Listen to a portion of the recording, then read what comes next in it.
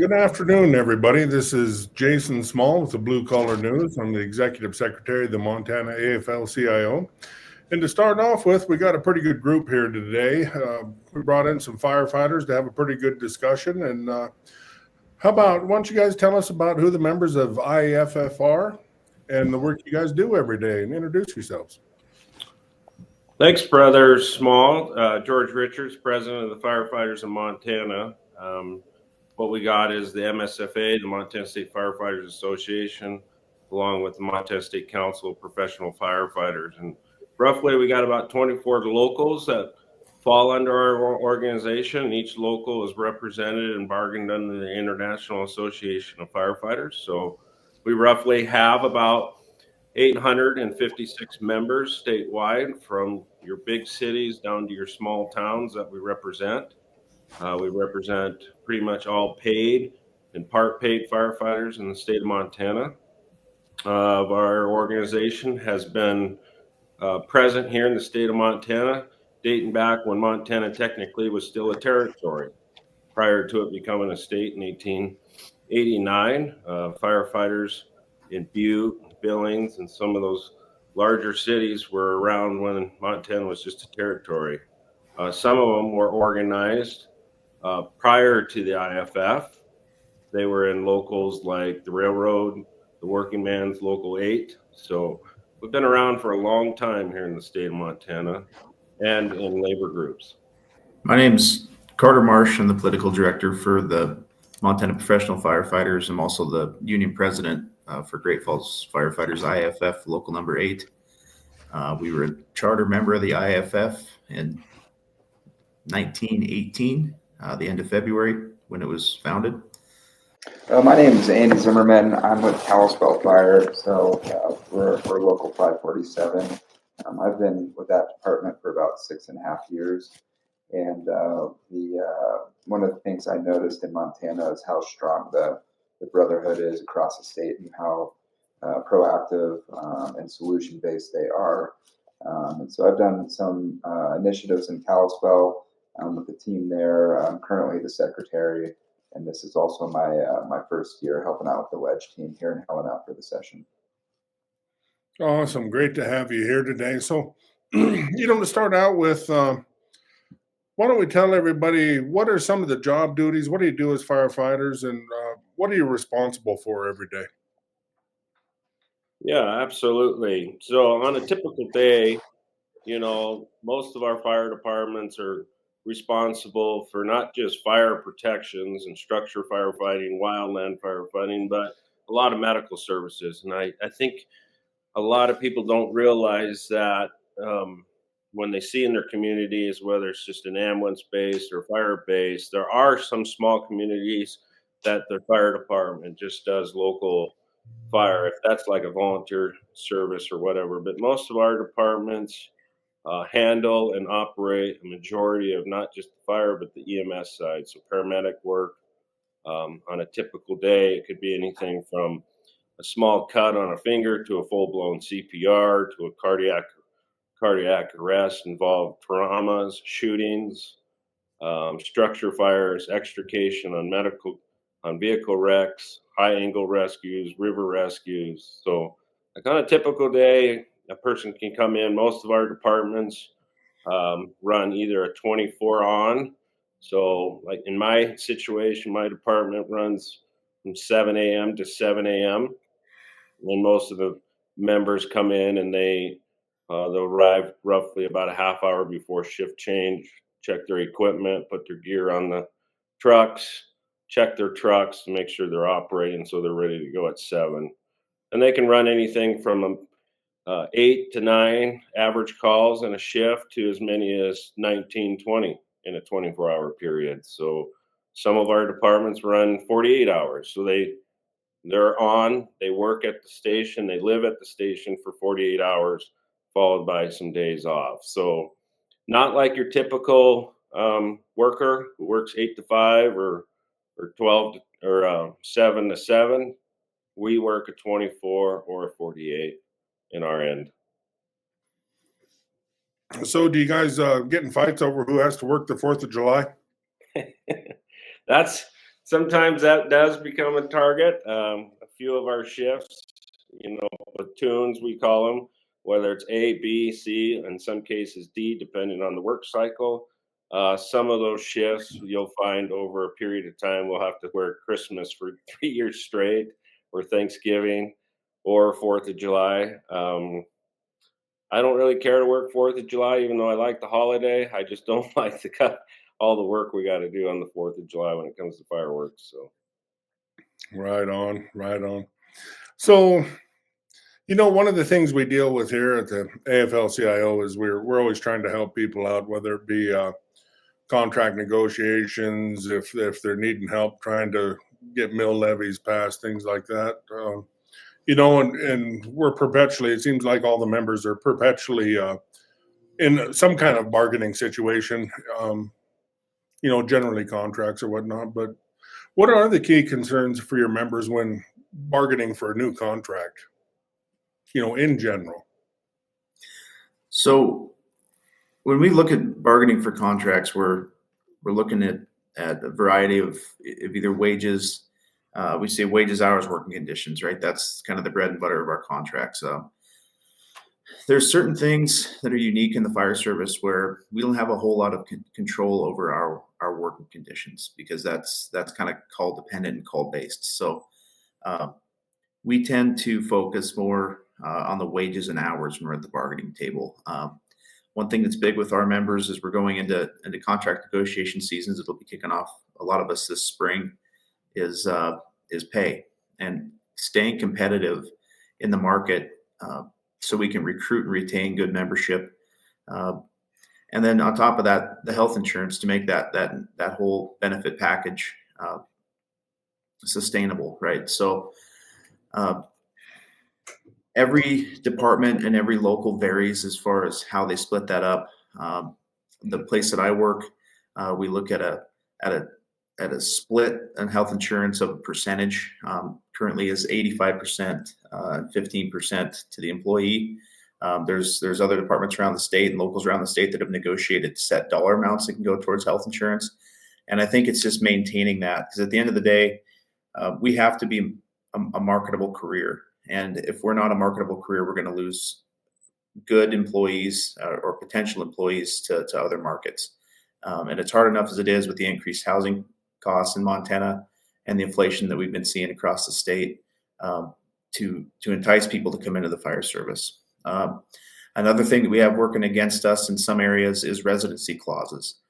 There are departments that either have it in their contract or in city policy, to either you have to live in the city limits or within a certain miles or minutes from city limits.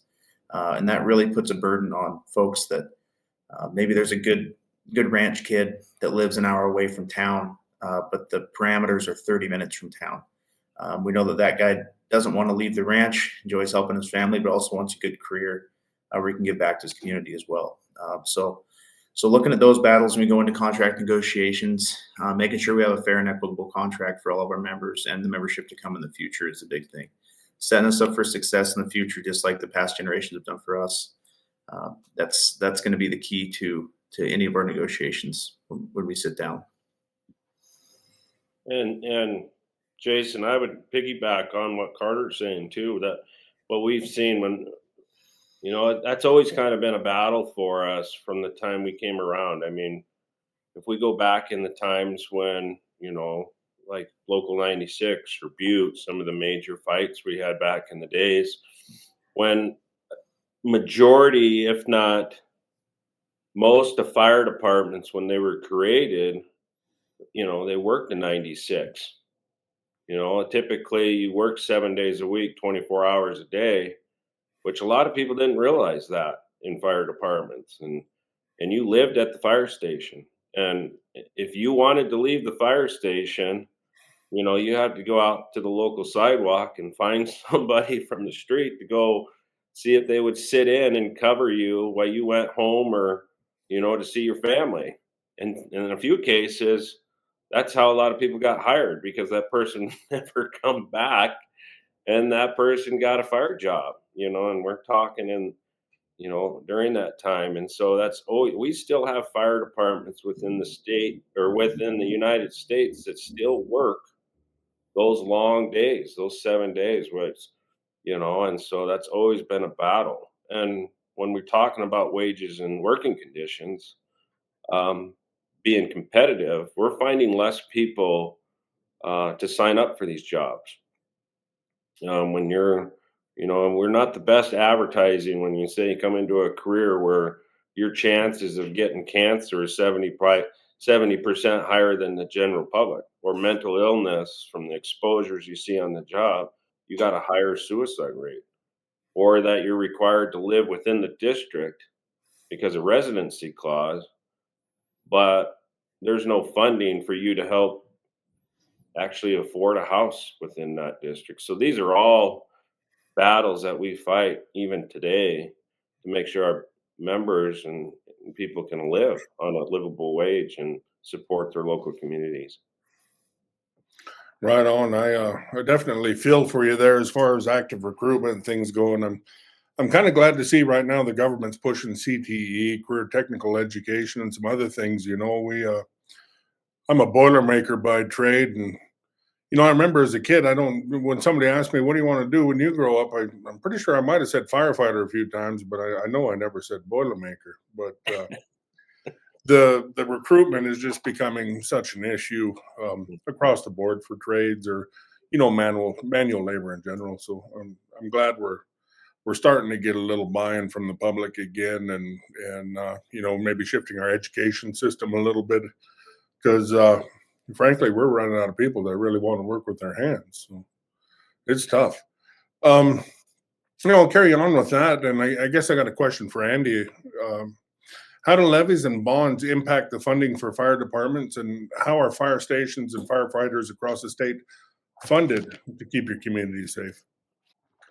For the most part in Montana, property taxes are a small portion of property taxes are what fund emergency services. When that's not enough, the community has the ability to work through the democratic process and decide how they want to be taxed, how much they want to be taxed, and what resources that they want to support. So recently in Kalispell, the community made it very clear that they wanted to support us, and that's what they did. We went out, we asked how much they wanted to support us. We worked together with the stakeholders, and we made a decision and put it up to the public. So we had a very big public education campaign, and we weren't telling people to vote one way or the other. We just really wanted them to vote. And for us, the stakes were very high. For over 10 years, our resources and staffing levels were decreasing while the population and the call volume was increasing. And this was having a pretty negative impact for the people in our department in Kalispell. So the way that people were retiring after they worked 20 years or sometimes less, they weren't leaving mentally healthy or physically healthy. Most of our backs are pretty banged up. We run a very high call volume, and so in Kalispell we had over the course of a few years multiple third-party agencies come and do a report on what we on our fire department and how it's integrating with the community, and both of those reports essentially said to get our staffing to minimum industry standards, we needed to nearly double the size of our department. And so that's what we put in front of the people. At this point, we several people, a pretty large number of people in our department were essentially packing their parachute. If the levy didn't pass, the job was no longer sustainable. It was affecting their personal lives, their families, and their health in a way that the job just wasn't sustainable anymore. So we worked really hard to make sure the public made an educated decision.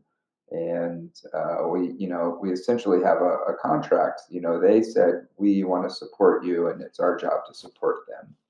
And when drafting the levy, the city has a decision to decide if it's a permanent levy or if it's a temporary levy. And so on the ballot, it was very clear that this was for a permanent levy. And now we're seeing in this session, legislators coming in, creating barriers and restrictions to levies that we've already agreed to. So it's a third party agency essentially coming in without consent to a decision that they really shouldn't be in. And the people that it affects the worst are the taxpayers and the people that we're supposed to serve. So it affects us as well internally. It doesn't feel good to be not supported, but it hurts even more when the community does support us, but the representatives that should support us don't. Yeah, and if I could just follow up on, give some context to why departments are asking for mill levies. We're seeing big increases across the board when it comes to our safety equipment.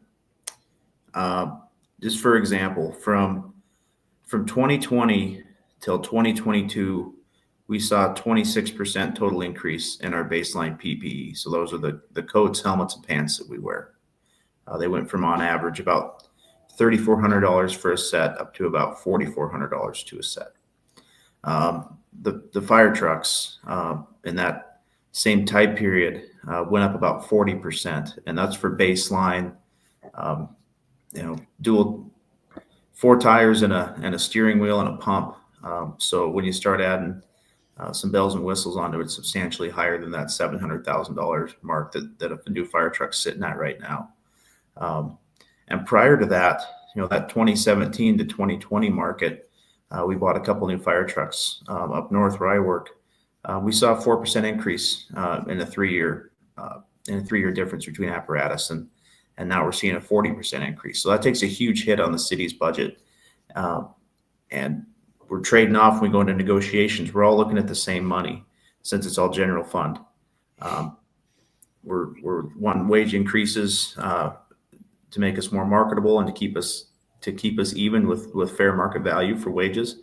But at the same time, we're also competing against the increasing PPE and equipment costs that we have to have in order to provide a good service to the communities.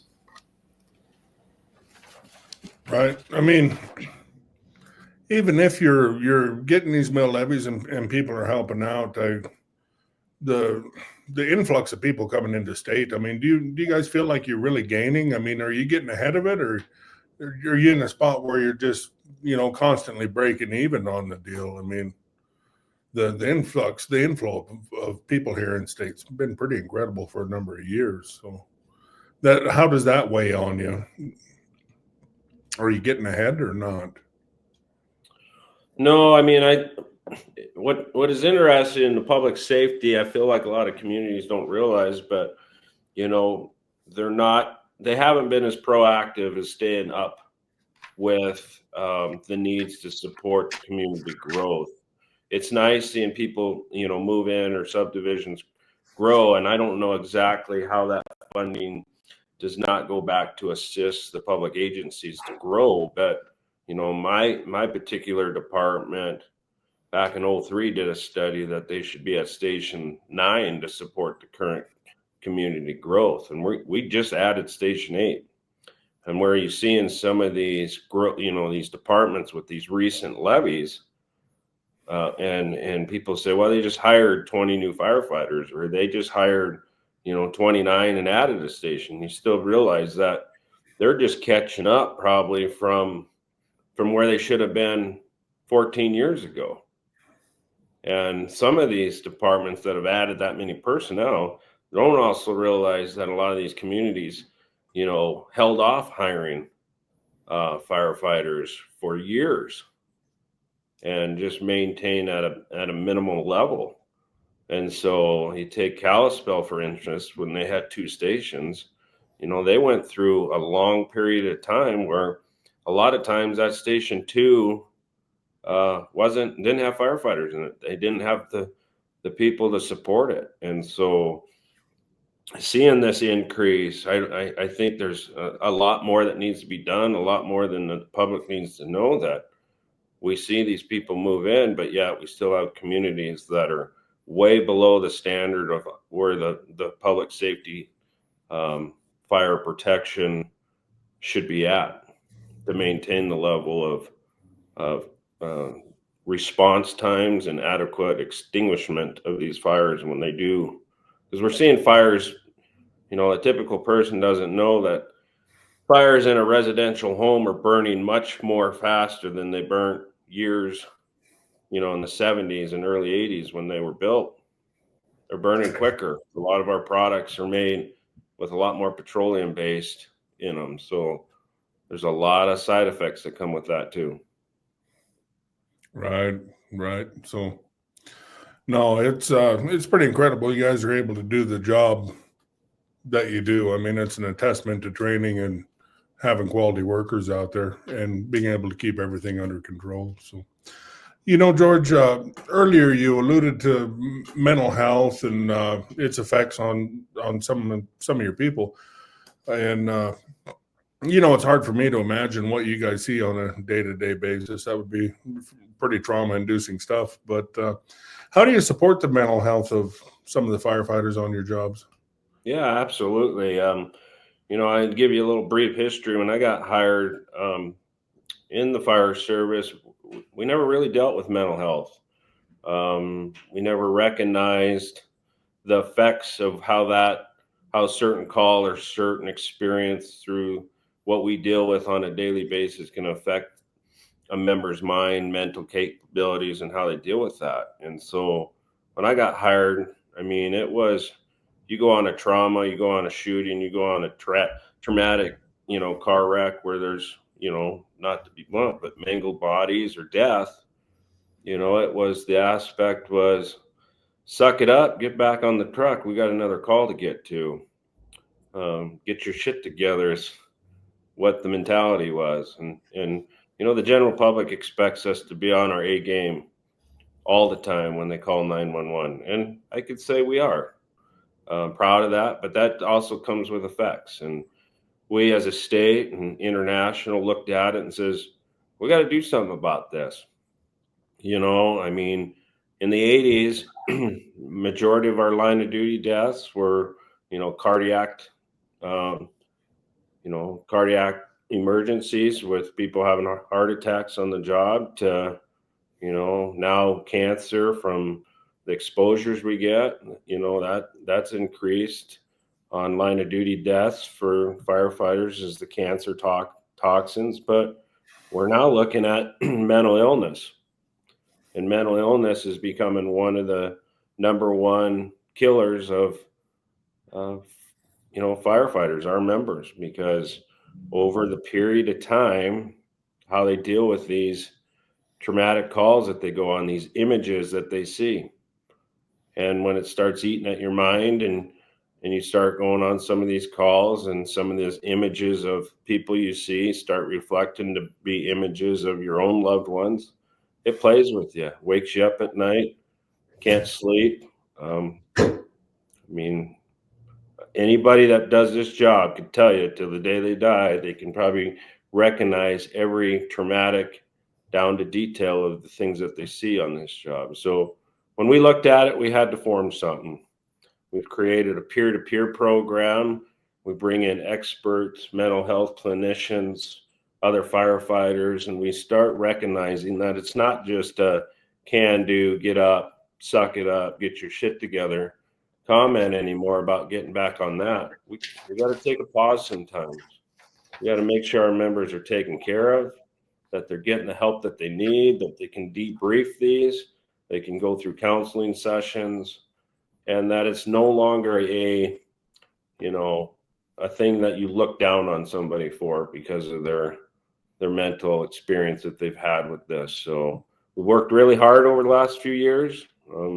I know within the state of Montana that we've partnered with other labor groups. We've partnered with other government groups to help support mental health and peer-to-peer within our ranks, and it's starting to work and starting to slow the suicide downs in our field. So still not enough. One suicide is too many for us. So Right. No, that's a terrible deal. Like I said, I can't imagine a shift that's gone south on you and seeing what you have to see. So, as parlaying the discussion, I mean, we've been talking about budgets and underfunding and how you get your money. What does underfunding do to the impacts of mental health?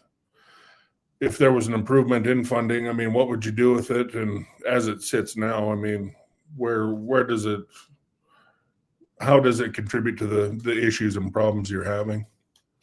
well, I think one thing I see is underfunding when we're constantly trying to, back in the day when the fire departments had to have pancake breakfasts to pay for their equipment, to now we have, political parties trying to come and cut our ways of funding just to get by on a daily basis. That, we're on the front lines. Our members are on the front lines. They're answering the 911 calls. They're showing up on your doorstep. And the general public expects that.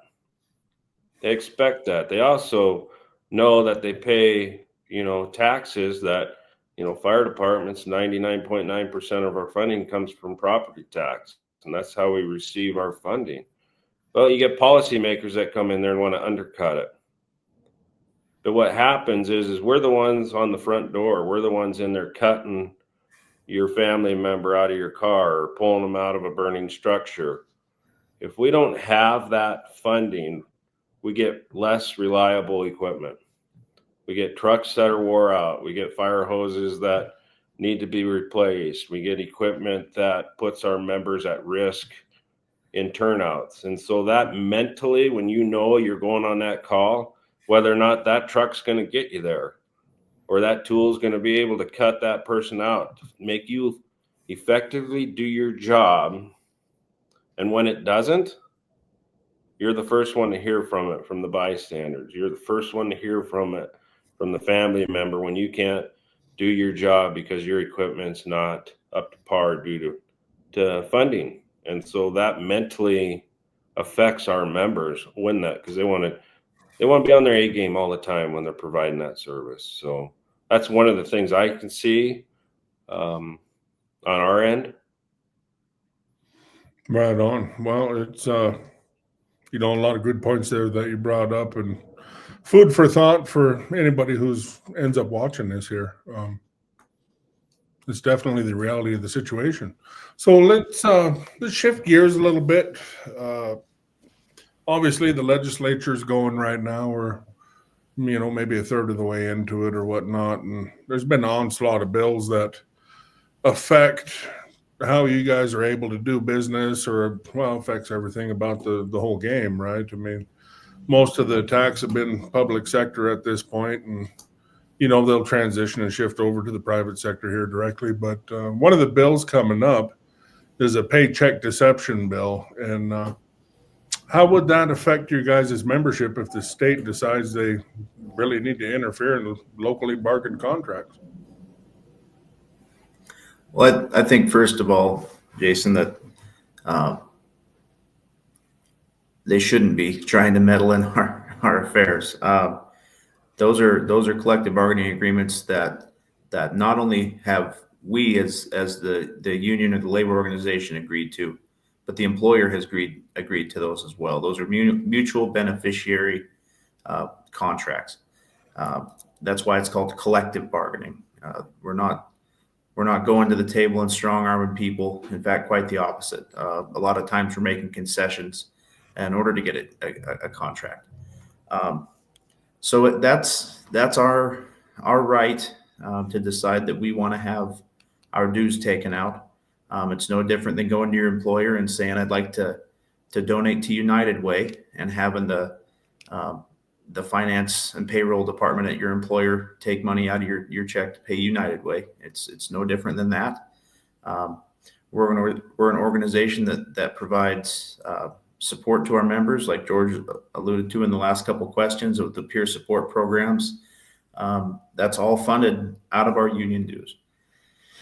And I think that this is a way for the legislature to chip away at union rights and to look at or craft up different ways different from right to work and say, how can we get a foothold in here that's anti-labor? And by making it more and more difficult to participate in labor organizations is the first step in that process. And that's exactly what this payroll deduction bill does. We've defeated it I've been up here for 3 sessions. We've defeated it the last 2 sessions at least that I know of. I'm sure that we've worked against those before. But these aren't new battles. These are reoccurring battles.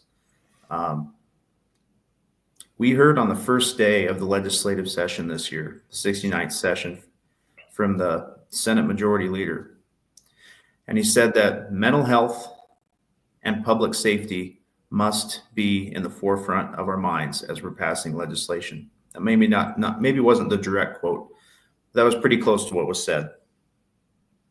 Bills like these go against that statement. They go against that promise that was promised to all Montanans that are represented in the Capitol. And I think that bills like these are a way to undermine the workers of not just union shops, but non-union shops alike.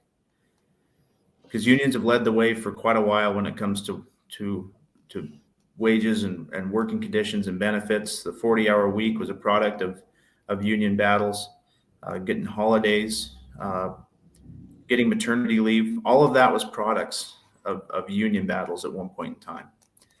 So we need to stay strong and stick together and fight these bills again, as we've done in the last sessions, and defeat them. They're just ways to undermine the workers here in Montana. Yeah, and the only thing I would add in there, I mean, when we see these, it's just it's attack on the American worker, period. That's all it is. When you see a lot of these bills coming forward, and they bring these anti-union, anti-American worker bills, there's hardly any proponents for it. And yet you'll get over 100 actual workers saying, why are you messing with this? This is my decision. I'm the one that agreed to having my pay be deducted a certain way. I agreed to that. It's my choice. It's my money. And you're just trying to tell me where I could put my money at. It just needs to stop. You don't see firefighters walking on your door asking who you voted for or what party you are or what color. We provide a service. We chose to go into that field. We chose to do that. You know, quit telling me what I could do with my money that I've earned doing my job. So I don't tell you how to spend yours. Don't tell me how to spend mine. I selected that. So. No, I absolutely agree. Some of the legislative terminology we have for these types of bills, slippery slope, and they are. Once you get the camel's nose under the 10 flap, he wreaks carnage in the whole carnival. It is a terrible deal. And, frankly, I'm still appalled by legislators who feel like they need to interfere with the relationships that the workers or employees have with their employers. It just baffles me. And I don't understand it. I probably never will, but there is a select group out there who seems like they do need to bring the wages and benefits down for everybody that's working in state. Everyone knows the unions kind of set the gold standard for pay and, well, frankly, for pay and packages, right? I mean, if you're going to work one of our jobs, you're getting a fair wage. If you're going to work one of our jobs, you're getting represented. You have workers' rights.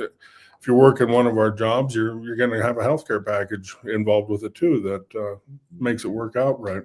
And some of these folks know that once you eliminate that and you weaken the ability for us to negotiate, that not only does it hurt us, I mean, it hurts the wages for everybody else that's involved, non-union. I mean, that'll also go on the decline too. So I've always just felt it was sort of weird that, all the workers don't step up and knock down bills like these, because everybody has a vested interest in making a living. So it is what it is, I guess.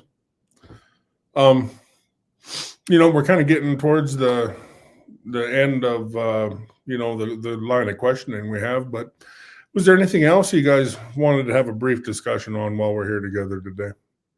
Anything else you want to touch on?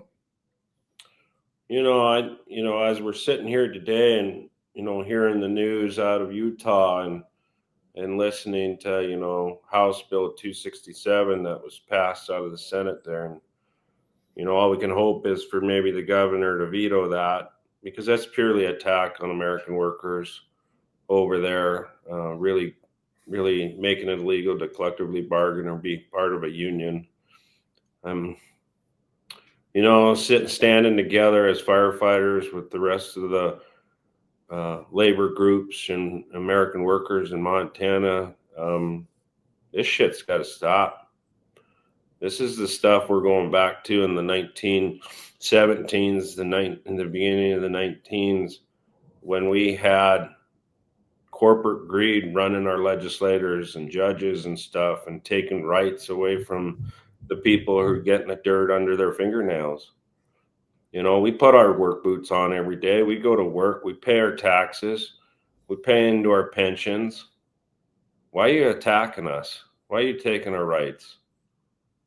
And what this is going to do, it's going to take American workers who show up every day and advocate for a livable wage. That's all we're doing. We're not asking to be rich on this. We're asking us to make enough money to live in our houses, to buy groceries, support our kids' education. Why are we trying to put more people out on the street? And if you haven't looked out in Montana right now, I don't think I'd want to be out on the street right now. We need to look at ways of getting them inside and supporting our people, not trying to find ways to kick them out there, kicking them out onto the street to where they can't afford and live a livable wage. So, yeah, be aware. Be aware. Look at how you vote. Don't just vote parties. Find out who they actually support and what they're doing, and be engaged. Be engaged. If you're in a local union, be engaged in that union. But be engaged in the political field too, because they're trying to do a lot of this stuff secretly. They're trying to do it under the table, and it ain't going away.